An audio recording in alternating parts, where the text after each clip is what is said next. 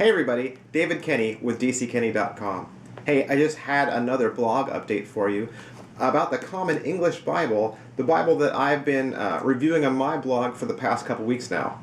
This Sunday I'm giving a sermon on the wise men, and particularly on their gifts, but when I was going through the passage, I noticed something that I thought I'd like to share with you. I want to read Matthew chapter 2 from the CEB for you, just so that you can kind of hear how the translation reads. This is how it begins in chapter 2, verse 1.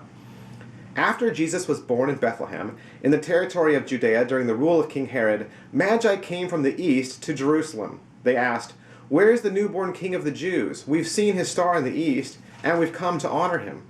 When King Herod heard this, he was troubled, and everyone in Jerusalem was troubled with him.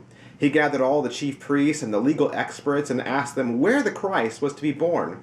They said, "In Bethlehem of Judea, for this is what the prophet wrote, 'You, Bethlehem, land of Judah, by no means are you least among the rulers of Judah, because from you will come one who governs, who will shepherd my people Israel.'" That last quote is from the prophet Micah, and the thing I like the most about it is that the CEB translates that passage with two different words.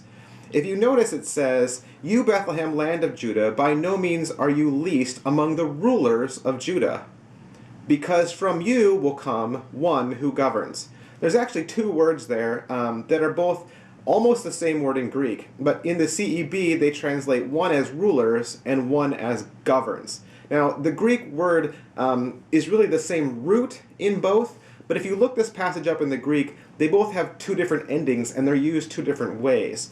The first one, among the rulers of Judah, that's a noun, it's a masculine noun. And the second word, because from you will come one who governs, that word governs is now changed from being a noun to a verb. And I think the CEB, when they translate that as one who governs, it helps the reader see that it's really being used as a verb now and not as a noun. If you look that same passage up in other translations, they're going to translate both of those words as the same word, as rulers. Listen to this. If I read that same passage, it says, "But you, Bethlehem, in the land of Judah, are by no means least among the rulers of Judah, for out of you will come a ruler, who will be the shepherd of my people Israel." You see how in that translation it sounds like the second ruler is also a noun?